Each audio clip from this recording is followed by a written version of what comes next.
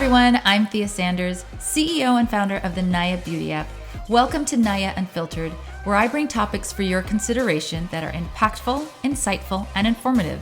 I hope that you find these episodes interesting or at least entertaining. Enjoy our show. Hey guys, welcome back. Today I am talking with Claire Guentz from the Parry App. This app is so important. If you don't know what it is, you're about to find out. It is an app that's related to women's safety. Claire discusses how she saw a void in the market and how she created an app from concept to launch. I love this because it's another female entrepreneur who is in the coding world who is not a coder, just like me. Enjoy. Hi guys, it's Thea Sanders, CEO and founder of Naya Beauty App. Today on Naya Unfiltered, we have the CEO and founder of Parry. It is a safety app and her name is Claire Guentz. Welcome, Claire. Thank you, Thea. I am super excited to be here when you guys reached out. I was very honored just to come on the podcast, and I love what you're doing. And I feel like today is going to be a really good conversation. So I'm excited. Yeah, I mean, I have so many questions, like from a personal standpoint.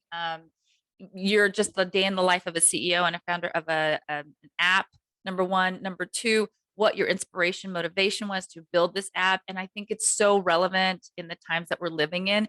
So I just want to dig right in. So tell our listeners, like, what's your background? I mean, do you have a technical background? Do you code? What's your background?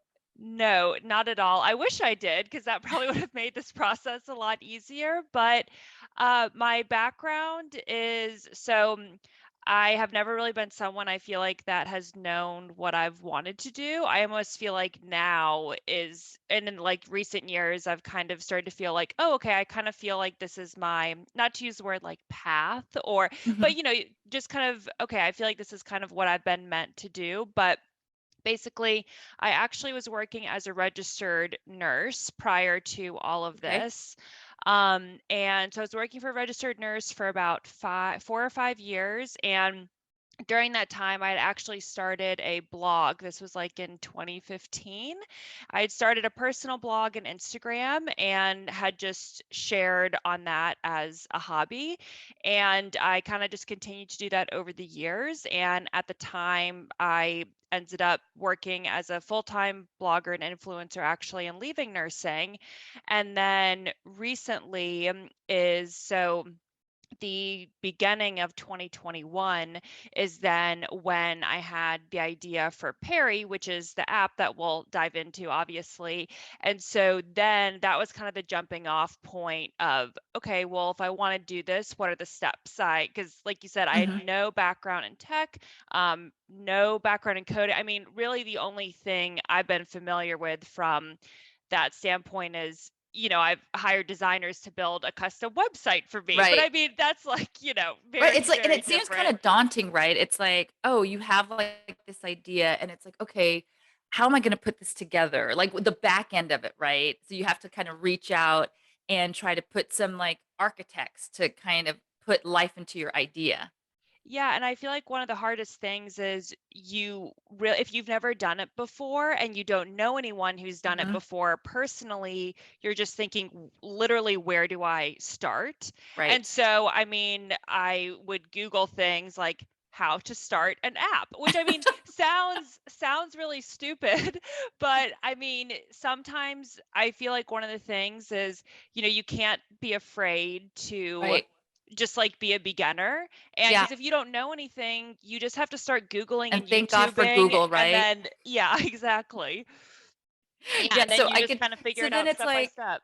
you, I want to know, how did you come up with this idea? Was it just like, hey, there's something missing in the market, or something happened to you personally that made you, you know, um, have pause and think like, this would be great if this was in existence? Like, what was it? What was that spark?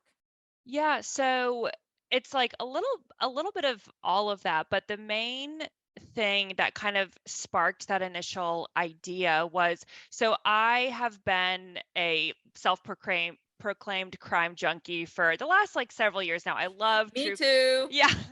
I know we're probably not unique in that sense, but But yeah, I mean, but that's the thing. As someone who, it's like you're listening to true crime podcasts, you're watching documentaries. I think that, and paired with the fact, so both my parents were actually FBI agents. And so Wow.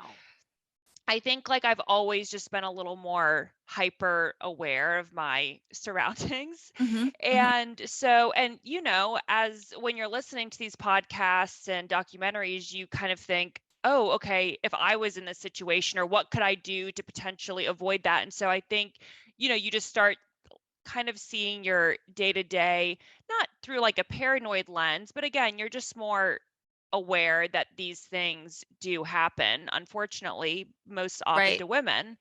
Um, Hmm. so all that to say, basically, one day my husband and I were in the car and I said, "Oh, do you want to listen to a true crime podcast?" He says, no, he hates them. He's like, "Why do I want to listen to like women being murdered?" I'm like, "Okay, that's Right. that's a fair point." Right. Um, but of course we listened to one, and at the end, he was like, "This is literally terrible. Women cannot like just," and he was bringing up the point and was saying, as a man, these things like don't even cross my mind. Hmm. And I'm like, I know, but as women, like this is a very real reality. Again, not to be paranoid, but it just happens. And so then, kind of after saying that, I said, I wonder, since, it's either women's are victim of, like, not to get too, but, of murder or assault or just feeling like uncomfortable Right. in their day to day. And I was just thinking, why aren't there more tools to help women feel safe, especially more modern ones? There's things Hmm. like pepper spray and mace, but we live in a modern society now. You would think there would kind of be more at women's disposal. So, all that to say, that kind of led me down a rabbit hole of Google and Okay.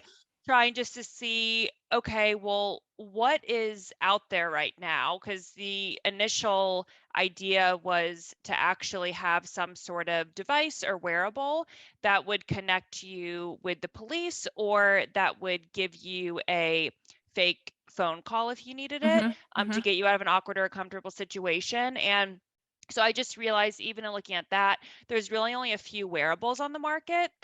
And they're like pretty recent. It's not like these have been around Right. for And were the ever. wearables, were they more geared towards kids, or were they actually geared towards women or, adults? So, kind of like the two main, I guess, like brands that are out there, they're definitely geared towards women.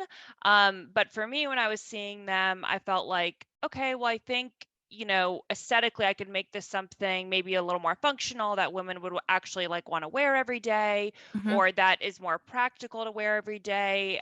But then, as I'm sure we'll kind of get into, when I actually went down the route of looking into getting things like manufactured, and then the price point that you would Mhm. have to sell something like that at, I tried to think of a way to make it a little more accessible, which is how the final, I guess, rendition of what Perry is now came to be. But that was Right. what kind of initially sparked the idea. I just thought, there should be more tools out there to help women feel safer. And in Googling, I was thinking there's really not that many, So this is considering. like at a very important point I'd like to point out to our listeners and viewers is that, hey, you've got an idea, right? And you have to take the time to do market research. So basically what you were doing is like maybe if you were looking just to see if there was something in existence for yourself, but also just doing market research to see if there's a hole in the market, then maybe you can fill that hole. So a Right. huge part of starting a business, any business, I guess, is doing research, right? And And thank God, like we said, Google. yes, I know. Thank God for Google. And the other thing I was going to say, just for anyone listening, is that, in my case, there really wasn't much out there. So I thought, okay, Mhm. I feel like I can actually kind of fill a white space, but it's not necessarily, in my opinion, a bad thing if there are a bunch of other brands, because that Right? shows that there's enough interest and competition, and Sure. that there's a desire for it. Where, as in my case, I was kind of thinking, okay, well, we're one of the newer or kind of like first people or brands to kind of do this. Does that Mhm. mean that there's not a demand for it, or has it just not been Right. thought of yet. So just having competition isn't necessarily a bad thing because I do think it's very hard to find a genuine novel idea. Yep. And Perry's not again, there's other things that exist that are similar, but not exactly it. So I guess I just say that to for anyone listening, not to feel frustrated if you don't have, this novel idea that no one's ever thought of before, because that's pretty rare that that's the actual case. So what was your first iteration? I know that you mentioned that you were taking a look at wearables before you started an app. So was there another iteration of this idea that you had?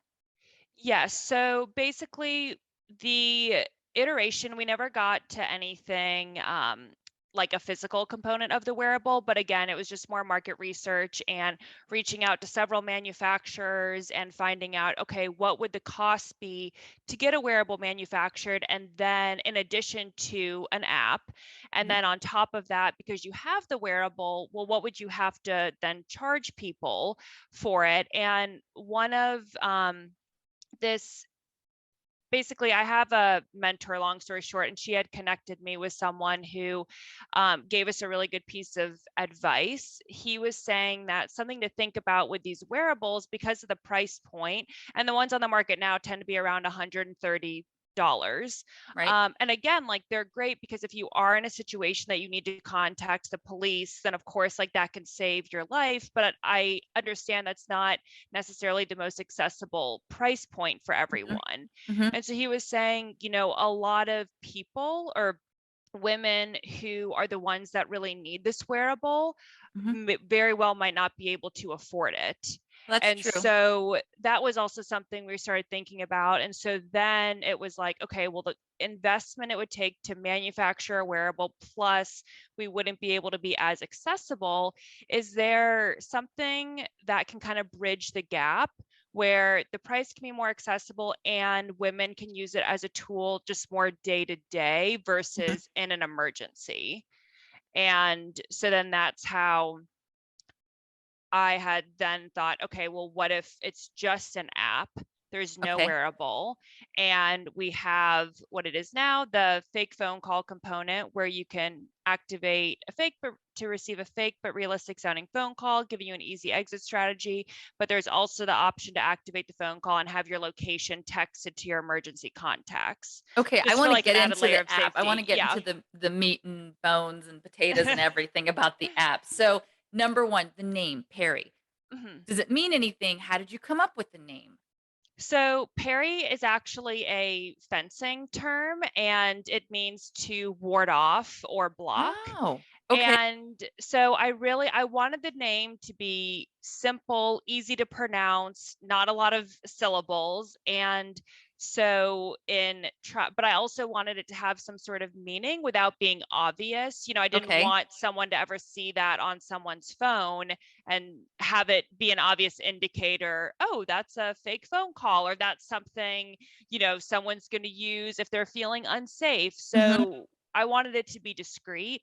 And so I felt when I came across Perry, and it was also available from a trademarking perspective, I thought, okay, this I feel like kind of ticks all the boxes for what I wanted in a name, but Mhm. that's the meaning behind it, which I feel like is exactly what kind of Perry is meant to do, to ward off someone who's being a creep or Right? someone who you're just not interested in. I mean, guys, there's like a lot of thought behind the process, right? It's not just, okay, I want it to be a safety app, but then it's like, oh, it has to be subtle. So it's not, a signal for other people, just everything behind the scenes in creating this app.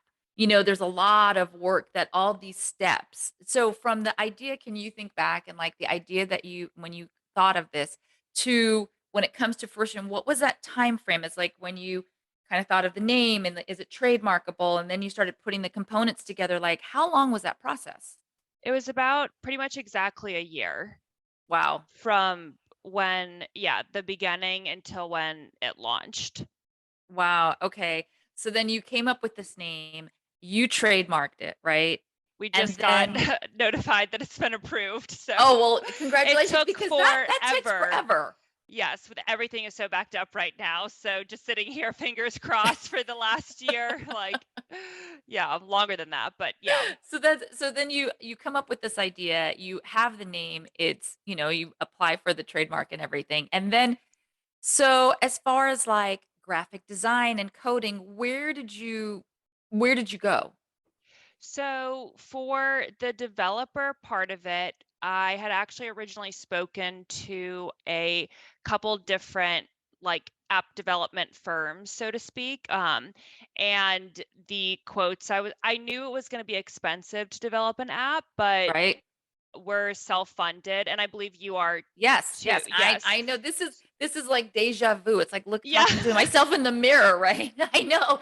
So, but it's great. Like, and I think I told you this before, to see a woman who's a non-coder who sees that there is something in need, the market needs, and pushing through that fear and that like, oh, I don't really know how to do it, but then using your resources, albeit like your brain and your own funding, to make it happen. So it's awesome. When I saw that, I was like, "Oh no, I've got to talk to this woman." Because I mean, there are, a lot of us, I'd say, not a lot, because normally you see in the media it's usually a man, and it's like this bro for, fraternity mentality, but then when you see it's a woman and she's self-funded, it's that's like so empowering, that like, listen, women who are listening to us, you can do it. There are steps, and don't feel that you can't do it just because you're not coming from a tech background. There are resources. So you spoke to a developer or a development team, and how did that go?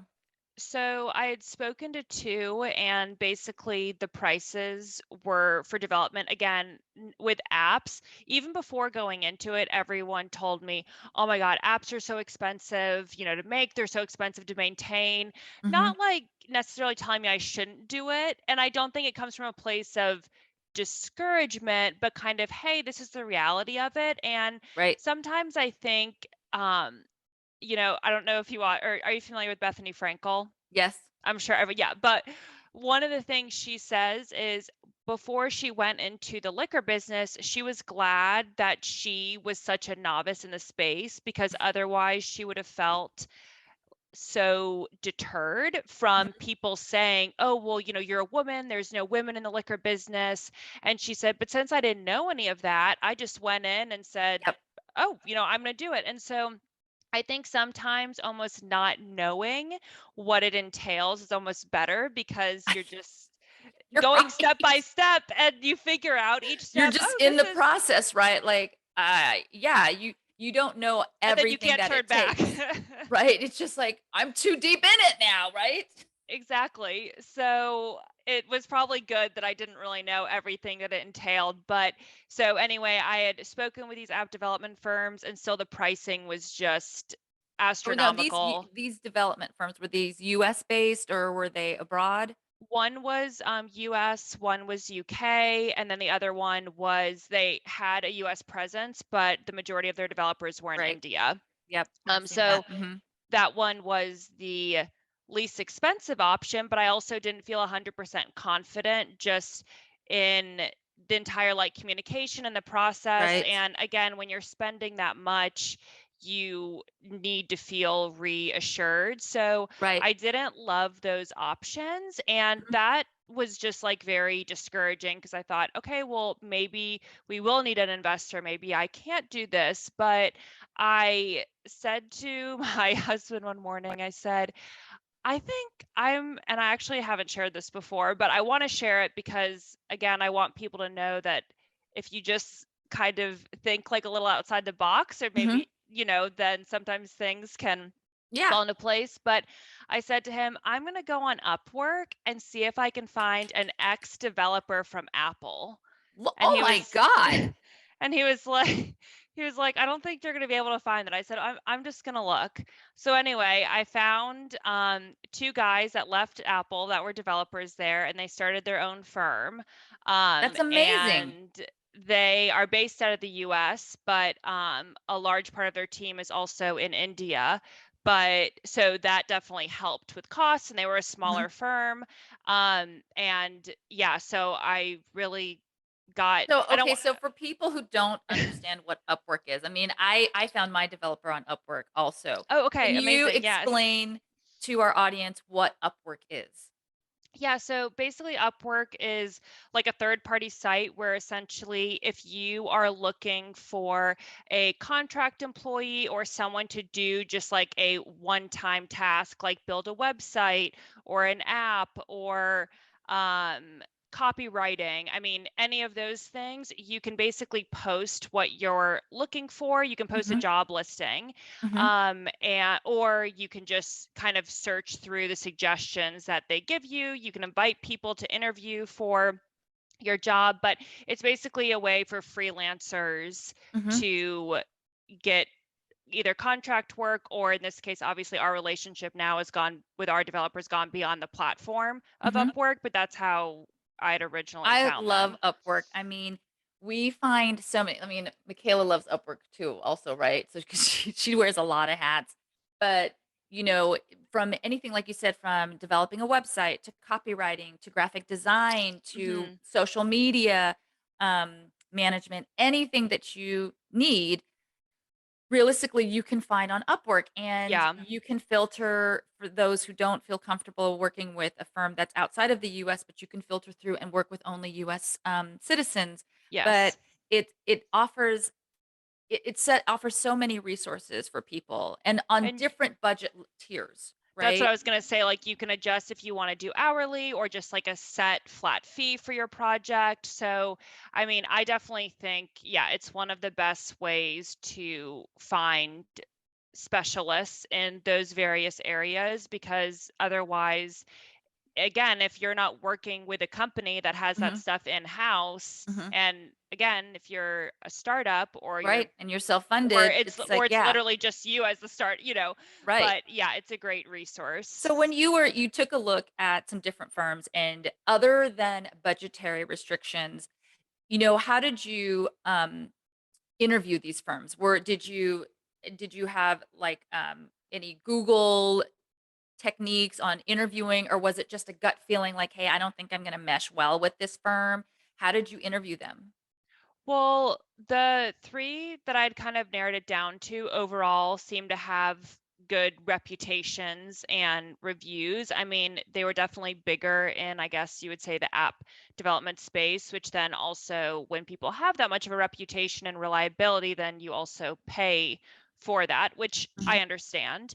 But I mean, one of them in particular, the one out of UK, I got along really well with the woman that I was interviewing with. I mean, I still have kept in touch with her to yeah. date because has said, please let me know when the app launches. So Oh, that's so I had cool. sent, yeah. So she was really sweet, and I loved that they really focused on the overall customer experience of it, and they Mhm, really broke things down from beginning to end, like, okay, we'll do this customer research. It was very involved, and I also understand that goes into the price, but I think one of the reasons that, aside from the price, that I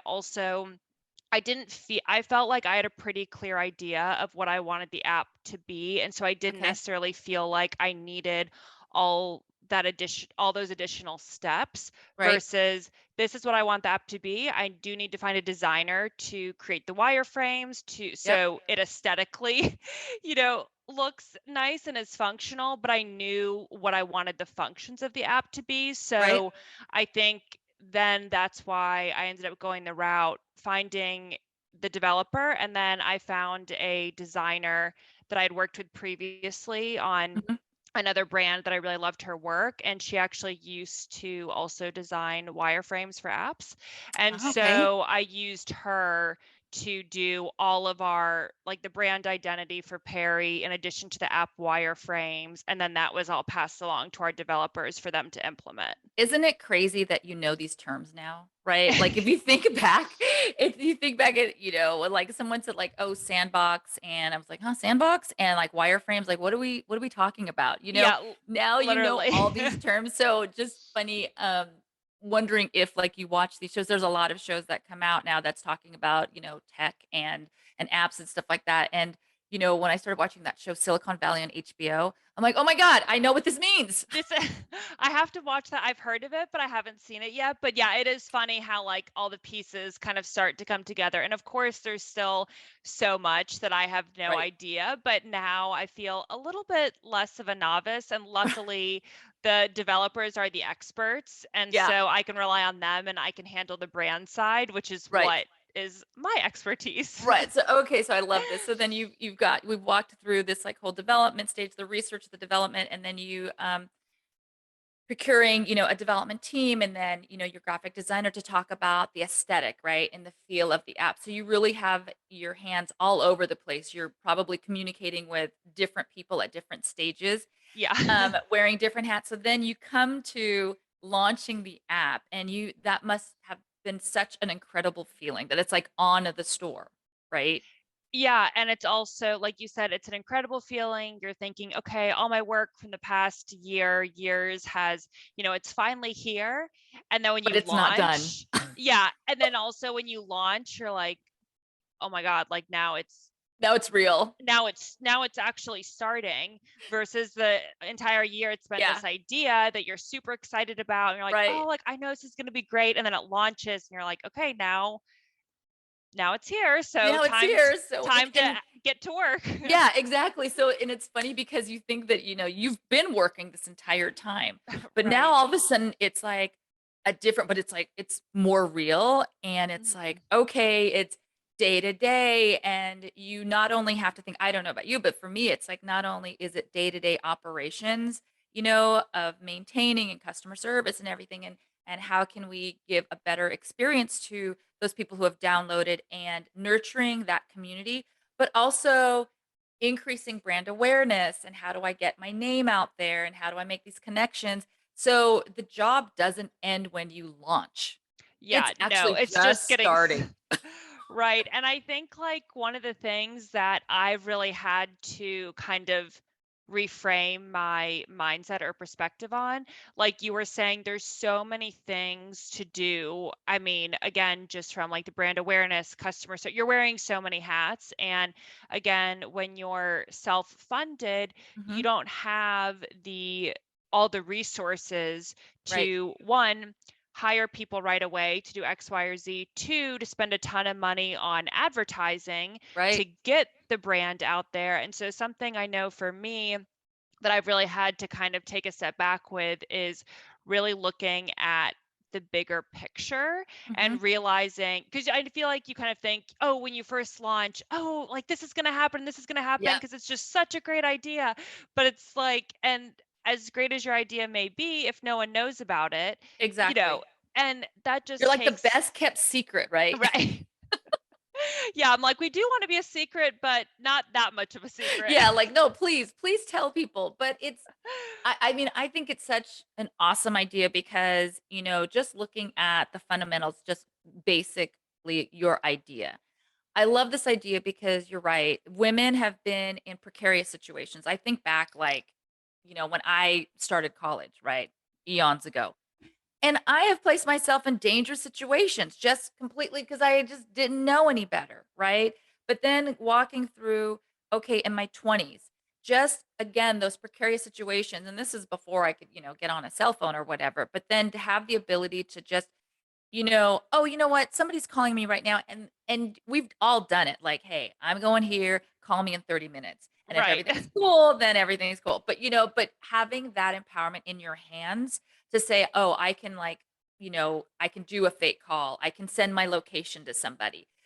I mean, it's great, like, because we have to like be aware of our surroundings. And I think you and I talked about this about the news. We hear about it every day, not only in podcasts, but just on the news or Yeah. reading about it or hearing about it. And yes, there are some crimes that are, against women that are their partners, but then there are random crimes too that you wouldn't Hmm. even think happened, like we talked about that happened in England. Yeah, The with the woman who's police like officer. walking and Yeah. it's the police officer, right? And she was on the phone and just hung up. And then all of a sudden, that's when she was snatched. Yeah. So I really think that this is like this safety measure. It's something that we do need. And you're right. In this time and day and age of technology, it just makes sense that it's there. And it's also just because I think sometimes people are like, oh, well, why? Well, one, it's like, well, why? Like, I'll just share my location with my friends, or I'll just call someone, or I'll have them call me. But it's like you can't always predict for the most part. I mean, when those situations are going to happen. But that way, one, you're not relying on someone else. You can literally get that call instantly. And you can also simultaneously then have your location texted to someone, which for me, that's more proactive versus, I Mhm. mean, my husband has my location, I share it with him, I have it shared with my sister, but if they don't know to actually look for it, I mean, it's not Right. like they're checking my location all day, Yeah, like, when "Where is I'm, she now? Where is she now?" Like, yeah, stalker. No, no, no. right. So I think just being able to alert someone, hey, I'm in a situation right now where, it's not yet an emergency, but I'm feeling uncomfortable enough where I want someone to know where I am.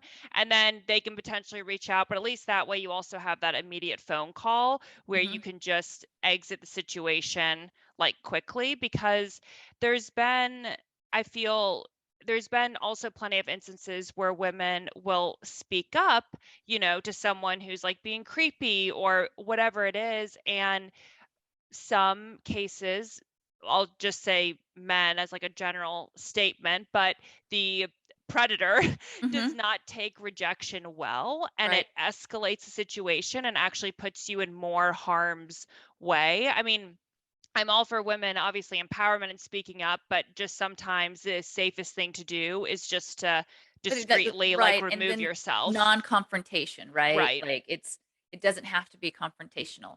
So you've launched this app, we talk about the different hats. Just personal question. When you launched it, because I know I felt this, there's always something that you can tweak, always something that you can change, and there has to come a point like, "No, let's launch it. It's going." Yes. Yes. I think so for us, we had wanted to add the shortest call delay we had was 30 seconds. So basically, you activate Parry, and then within 30 seconds, you receive the call. And then there was also 60 seconds, 90 seconds, and then 30 minutes and an hour if you want to Okay. preset before going into a date or something. And so then we were thinking, oh, well, should we add some like 30 seconds doesn't seem that long, but if you're like in a situation, like, should we add and then we were like thinking, and I say we because my husband handles a lot of the back end of like ads and like Okay. strategy and whatnot, and he's just been a big sounding board this entire process.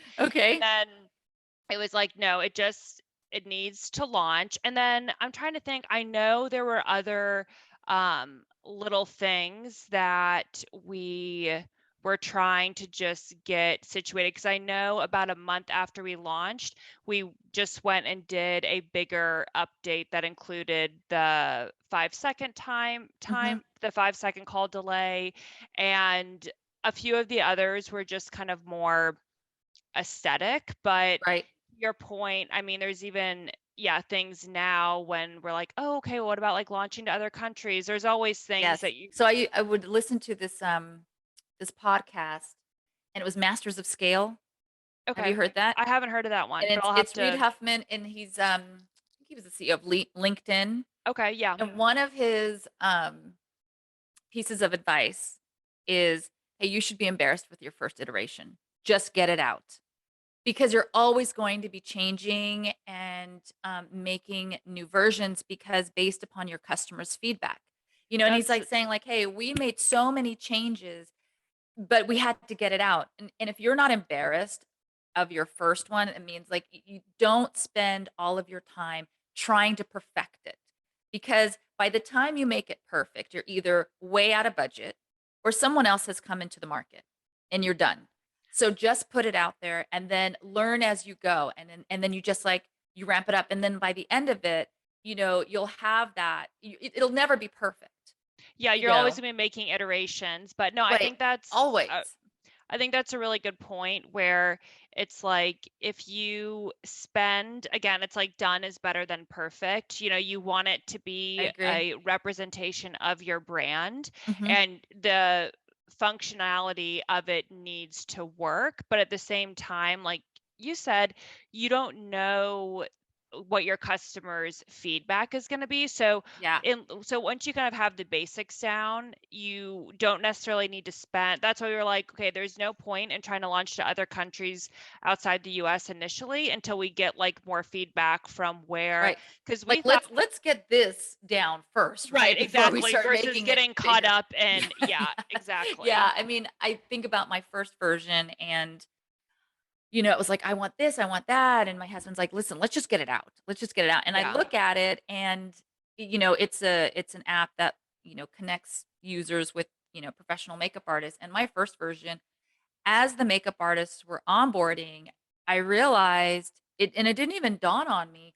I literally had just like basically hundreds of makeup artists. There was no filter system. There was no like, Right. categories. So when a user came on, it was like, oh, here is a long list of makeup artists. And they had to like individually click through. Now, of course, thinking back on it now, like, who would want to do that? But it didn't even like dawn into. But then after that's like, "Oh, I need a filter system. Okay, now I'm gonna filter." But at least I was out there. But you And wouldn't have probably realized that until you actually yes, then had it out there, and then from your user experience, like, you actually going right. through it and being like, "Oh, wait, now that I'm a you," because I mean, that was Oh my god. the same Listen, things like, with us. you don't even understand, like, thinking about it now, when you think about it, it's, like, embarrassing, but did not even have the price on the website, nor on the app of, like, how much, it cost. It was so, I mean, like, I'm trying to figure it out, like, "What's going on?" And then someone's like, "Hey, I was, kind of afraid to click on it because I didn't know how much it cost." I'm like, "Oh my gosh." They had to click on it in order to see how much the And, the like, the the sessions were. subtotal or whatever, Yeah. yeah. No, no, it's just, like, basically, I'm having people blindly go on, not telling them how much it's gonna cost, and just wondering, "Why isn't anyone using it?" You're like, "Go ahead, just what's the big deal?"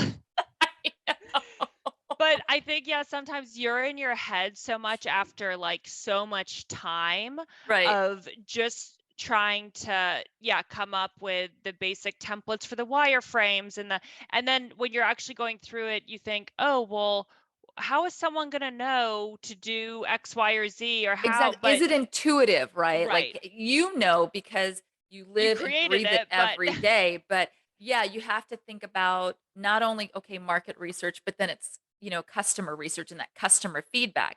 So you pivot based upon your feedback, and sometimes, there won't be any feedback, they just won't use it, and you have to figure out, like, okay, what's going on? What's the disconnect?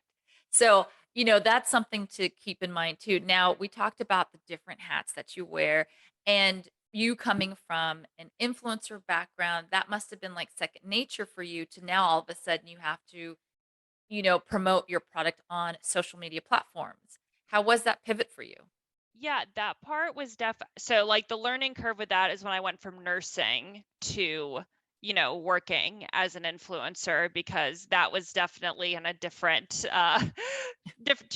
two very different categories. But, yeah, I think it definitely helped and obviously is helping and has helped that my job is social media, and Mhm. so it has been a natural transition if I have thought, okay, well, I have to film TikToks, I need to create an Instagram feed. Those were things that I was already doing, but for Okay. my personal brand. But I think the biggest, so it hasn't really been wearing all the hats that's been the hardest part because I'm kind of used to that, even though there's now like more hats to wear between the two businesses. Uh-huh. But I think the thing is when I first, so I'm 33, and not that I don't use Perry, but I'm not going out as often as Sure. when I was in my early as when I was in my 20s or Right. when you're 18. And so I from like the branding and aesthetic process through, talking to the customer, that has definitely been a shift for me because I have to essentially connect more with Gen Z Yeah. and younger millennials Right. because they are the women that are going to be most likely downloading the app. And Mhm. so I think, or at least I hope at one point when we're able to actually hire people and bring people in, Mhm. then my goal would be to have someone who is like Gen Z, for example, take over socials because I think since they're more the customer than I Right. am, and so versus with me working as an influencer, I'm the brand. So Yep. my customer is almost me, like I'm Hmm. attracting people. So Yeah. that is much easier versus this. It definitely has required a shift of, okay, yes, a lot of this is what I like because I would use it. It stemmed from someone who's like a crime junkie, Hmm. who is hyper aware of their surroundings, who cares about women's safety, but also there's a younger component to it that I am like out of touch with now. Right, right. And then like how do you resonate with them, right? Right, It's like, okay, exactly. you've got to do like your own research and see, okay, not only like you have to think about the market, but you have to think about your target audience. And the way to this target audience, especially with the Gen Zs and the millennials, is through social media. And Mhm. having to be and like their attention span is like getting shorter and shorter and shorter, right? And how do you go out and explain in short sound bites that, hey, this is what the app is, this is what the app can do. Yeah, that's definitely been so what I've found is TikTok has because I actually was not on TikTok with my personal brand Hmm. because I had started my Instagram and blog in 2015, so I'm kind of an OG over there for Right. like lack of a better word. And so I never really got on TikTok because I was just already established on Instagram with my blog, have had a good like rhythm going there.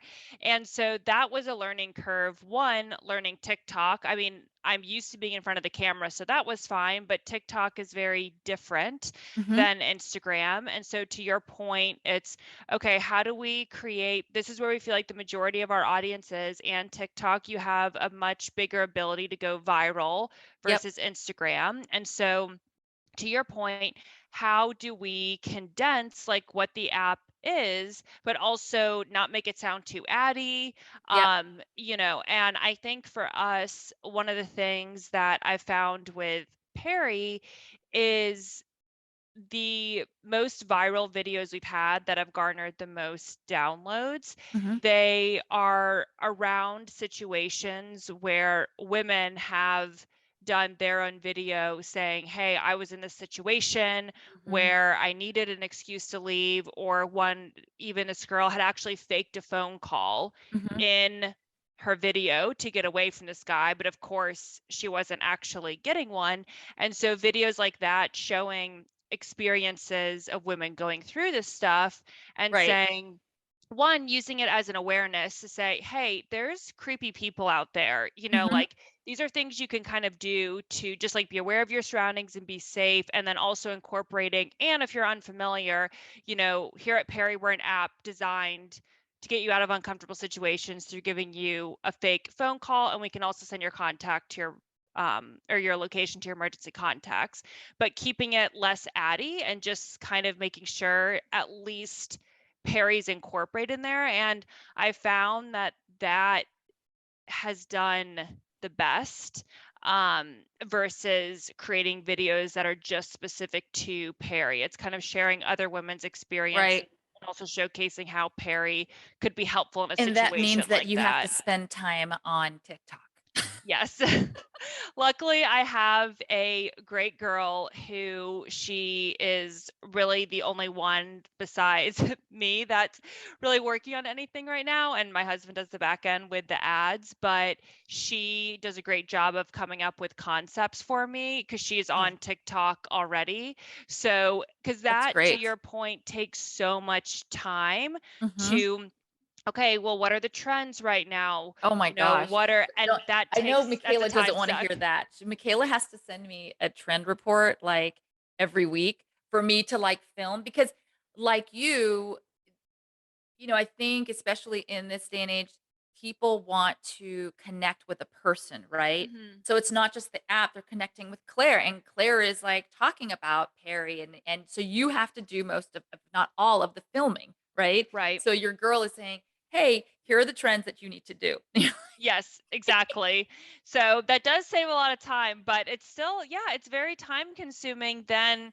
I mean, as you know, recording and that's just one recording is just one hat, or Right. TikTok is just, and then you aren't necessarily posting the same stuff on TikTok that you are on Instagram.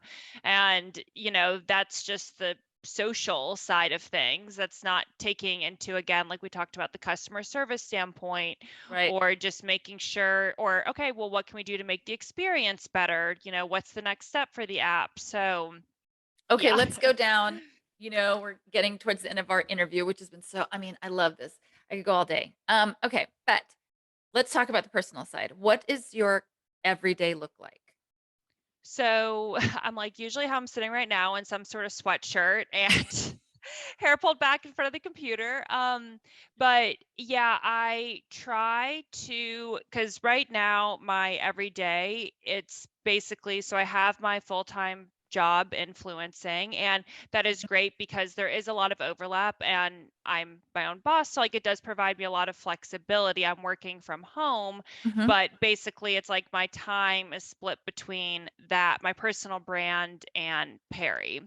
Okay. So typically kind of every morning I will just have the habit or routine, wake up, make my bed, get in a quick workout, some sort of movement, and then really just kind of like will come sit down at the computer Mhm. and kind of assess both from emails from my personal brand and Perry, kind of like what are the top three things for each brand that or Okay. business that I need to do that day. Mhm. So today, for example, with Perry, one of them was this podcast. Um, Another one later today, I am ordering boxes, branded boxes and tissue paper to send out our merch in. And then this morning, I finalized the merch photos for our website and sent those off to our web designer to go ahead and upload those and get that checkout process ready. So I Mhm. try to pinpoint, okay, what are three things that I need to, like the three most important things for each brand to do that day. And so it's usually involves me sitting here at the computer, but You're like, you're looking at it. yeah, I'm like, this is it.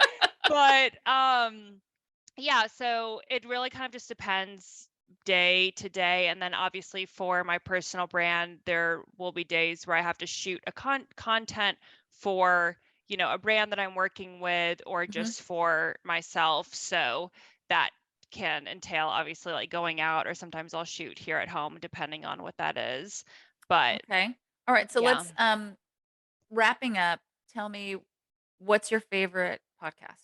And I'm not talking about like, oh, it's like Knife Field. I'm saying like your true crime podcast. What are you listening to now? So I have three top ones. Okay. One of them is Crime Junkie, which I know Oh, I love everyone that one. listens to. I know. I I love know it. everyone listens to it. And then a newer true crime one that I love is Going West. They're not Okay. new, but new to me. Okay. It's a husband and wife that do it. And then I also love Red Handed. It's also a true crime podcast, but it's two best friends and they're in London. Okay. And they're very unfiltered, but they stay on topic, Okay. which I like. And yeah, I think as far as kind of other ones go that aren't in the true crime space, I love Ed Milet. I don't know if you're familiar with Mm-mm. him. His podcasts are like business and personal development Okay. related. And I also love Just Be with Bethany Frankel. Oh, She I love her. interviews a lot of really interesting people, again, just entrepreneurs and people in that space. So I feel like that is a really good pot. And she also, I love, is like very direct. Mhm. So, she's like, you're here because I want to get the information for my listeners. Like, what do they need to know? Like, let's Oh, I love like just get to it. she's doing a new thing on TikTok. It's like Glamour Sham. And have you seen it? I So haven't seen that basically yet. No. what she's doing is she's going out and trying all the hyped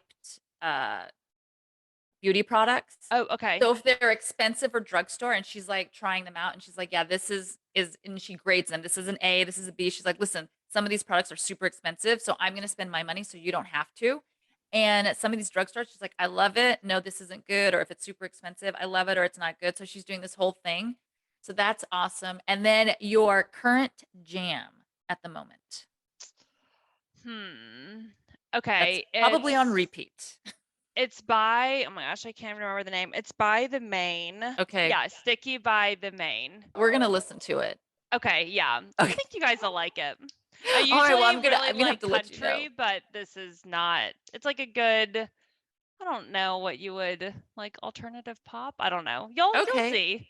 All right. Yes, we're gonna see. So, thank you so much for joining me today. And this was so informative. I mean, it's inspirational and motivational to our listeners to say, like, hey, like you said, you're not coming from a tech background or a coding background, but you saw that there was a need. You did your research, you did your homework, you found the resources, and you kept it moving. And I'm so happy that I had an opportunity to talk to you because, like I said, it's awesome to meet another woman in tech and not a coder, you know?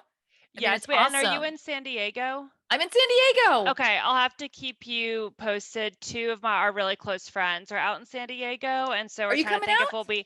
I don't have anything planned yet, but we want to, because especially we're moving to Denver in a few months actually, so we'll be closer to the West Coast. So I think we'll definitely be out there sooner than later. So I'll have to let you know. But Oh, yeah. before we go, I want you to please let our listeners know where they can find your app. Oh, yes. Okay. So we are available in the US and in Australia now on Android and iOS. It's just Parry, Parry. Mhm. And if you type in Parry Women's Safety, then we should be the very first one to And come up. is it But subscription based and the cost of it? yes, so we are subscription based. There's a 7-day free trial, but we do either weekly, monthly, or yearly options. Mhm. Weekly is 99 cents, but then monthly is only 199 and yearly is 19.99. Okay. And obviously that's as many phone calls, as many, Yeah. as many times as you want to use it. And I'm trying to think, yeah, and on TikTok and Instagram, it's just Get Perry. Get Perry. Yep. Okay, guys, thanks so much for joining us. This was Claire and Thea at Unfiltered. Thank, Thanks. thank you, Thea. Thanks for listening, guys. See you next time. And remember to follow us on TikTok and Instagram at Naya Beauty App. Bye.